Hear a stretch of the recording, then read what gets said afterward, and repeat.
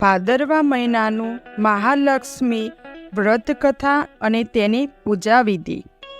આ વ્રત ભાદરવા સુદ આઠમથી શરૂ કરી આસો માસ વદની આઠમ સુધી કરવામાં આવે છે। એ દિવસે વ્રત કરનારને સવારે વહેલા ઉઠી સ્નાન કરી નવા વસ્ત્ર પહેરી લક્ષ્મીજીની પૂજા કરવી। જો મિત્રો તમે અમારી ચેનલમાં નવા હોવ તો અમારી ચેનલને સબસ્ક્રાઈબ કરજો। આ દિવસે લક્ષ્મીજીની પૂજા કરવામાં આવે છે। સૌથી પહેલાં લક્ષ્મીજીની મૂર્તિને સ્નાન કરાવી નવા વસ્ત્ર પહેરાવવામાં આવે છે। પછી લક્ષ્મીજીને ભોગ લગાવી અને એમનું આચમન કરાવી ફૂલ, ધૂપ, દીપ, ચંદન આદિથી આરતી કરવામાં આવે છે। આરતી કર્યા પછી પ્રસાદ વહેંચવામાં આવે છે। વ્રત કરનારે રાત્રે ચંદ્રમા નીકળે ત્યારે તેને અર્ઘ્ય આપી પછી પોતે ભોજન કરવું।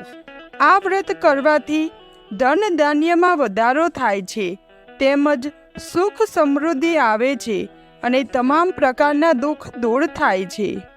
આગળ આપણે જોઈશું મહાલક્ષ્મીની વ્રત કથાની વાર્તા। ઘણા વર્ષો પહેલાં એક ગરીબ બ્રાહ્મણ એક ગામમાં રહેતો હતો। તે નિયમપૂર્વક વનમાં આવેલા વિષ્ણુના મંદિરમાં જઈને પૂજા કાર્ય કરતો હતો। એની પૂજા ભક્તિ જોઈ પ્રસન્ન થયેલા ભગવાને એને લક્ષ્મી પ્રાપ્ત કરવાનો ઉપાય બતાવ્યો કે આ મંદિરની સામે એક સ્ત્રી સાના થાપવા આવે છે। સવારે આવી તમે એને પકડી પોતાના ઘેર લઈ જવાનો આગ્રહ કરજો અને ત્યાં સુધી એને છોડતા નહીં જ્યાં સુધી તે તમારી સાથે આવવા માટે તૈયાર ન થાય। તે સ્ત્રી લક્ષ્મીજી છે। એ તમારા ઘરે આવશે પછી તમારું ઘર ધન ધાન્યથી પરિપૂર્ણ બની જશે। આટલું કહી ભગવાન વિષ્ણુ અંદર ધ્યાન થઈ ગયા અને બ્રાહ્મણ પોતાના ઘેર ચાલ્યો ગયો। બીજા દિવસે એ સવારે 4 વાગ્યાથી જ મંદિરની સામે આવી બેસી ગયો। લક્ષ્મીજી સાના થાપવા આવ્યા ત્યારે બ્રાહ્મણ એમને પકડી લીધા અને પોતાના ઘેર આવી જવા માટે પ્રાર્થના કરવા લાગ્યો। લક્ષ્મીજી સમજી ગયા કે આ બધું વિષ્ણુએ કારસ્તાર કર્યું છે। લક્ષ્મીજી બોલ્યા, તમે તમારી પત્ની સાથે મારું 16 દિવસ સુધી વ્રત કરો, પછી 16મા દિવસે રાત્રે ચંદ્રમાની પૂજા કરી અને ઉત્તર દિશામાં મને બોલાવજો, તેથી તમારા મનોરથ અવશ્ય પૂરા થશે। બ્રાહ્મણે બરાબર એ પ્રમાણે કર્યું। જ્યારે રાત્રે ચંદ્રમાની પૂજા કરી ઉત્તર દિશામાં બ્રાહ્મણે લક્ષ્મીજીને પોકાર કર્યો ત્યારે લક્ષ્મીજીએ પોતાનું વચન પૂરું કર્યું। આ રીતે આ વ્રત મહાલક્ષ્મીના નામથી પ્રસિદ્ધ છે। હે મા લક્ષ્મી, જેમ તમે બ્રાહ્મણના ઘેર આવ્યા એ રીતે સૌના ઘેર આવજો, સૌને ધન પ્રાપ્તિથી સંપન્ન કરજો। ધનવાન બનવાના ઉપાય। માણસ ધનવાન બને છે કાં તો તેના ભાગ્યના બળ પર કે ધર્મના બળ પર, ક્યારેક બંને સમાપ્ત થઈ જાય છે। ધન પ્રાપ્તિ માટે કેટલાક લોકો લક્ષ્મી માતાનું પૂજન કરે છે। કેટલાક લોકો તુલસીના છોડ ઘરમાં મૂકી દરરોજ સવારે સાંજે ઘીનો દીવો પ્રગટાવે છે અને કેટલાક લોકો દરેક શુક્રવારે લક્ષ્મીનારાયણ મંદિર જઈને સફેદ રંગની મીઠાઈ ચડાવે છે। લક્ષ્મીના પ્રતીક કોડીઓ। પીળી કોડીને દેવી લક્ષ્મીનો પ્રતીક ગણાય છે। કેટલીક સફેદ કોડીને કેસર કે હળદરમાં રંગીને લાલ કપડામાં બાંધીને ઘરમાં સ્થિર તિજોરીમાં મૂકો।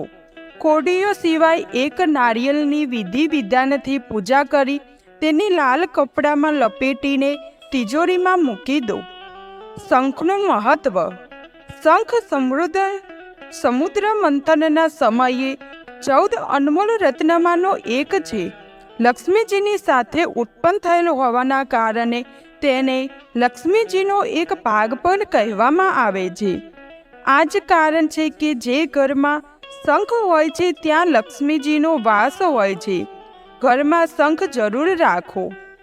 દર શનિવારે પીપળાને જળ ચડાવીને તેની પૂજા કરશો તો ધન અને સમૃદ્ધિમાં વૃદ્ધિ થશે. ઘરેના ઈશાન ખૂણો હંમેશા ખાલી રાખો અને ત્યાં જળથી ભરેલું પાત્ર મૂકો. જળ કળશ પણ મૂકી શકો છો.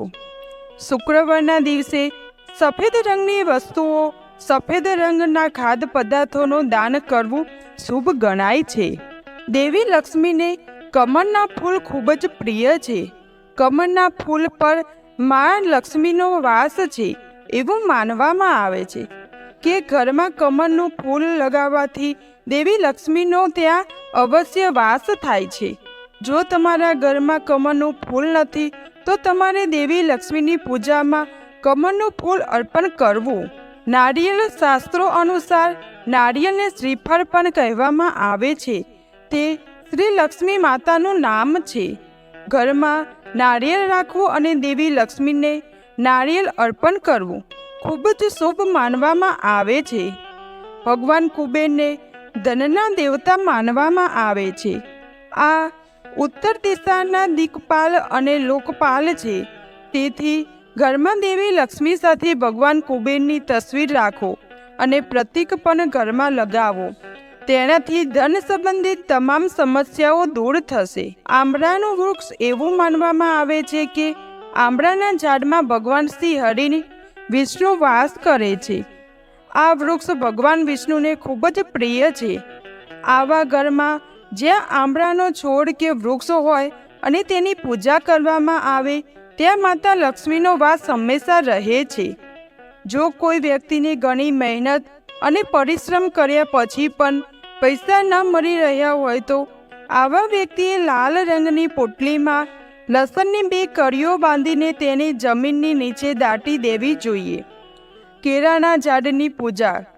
ગુરુવારે કેળાના ઝાડની પૂજા કરવાથી ભગવાન વિષ્ણુ પ્રસન્ન થાય છે અને તેમના અંશ ગણાતા ગુરુની કૃપા પણ થાય છે. કેળાના ઝાડ પર હળદર, ગોળ અને ચણાની દાળ ચડાવી તેની પૂજા કરો. તેનાથી તમારી કુંડળીમાં ગુરુ મજબૂત થશે અને જીવનમાં પ્રગતિ પણ પ્રાપ્તિ થશે. જય લક્ષ્મી માતા.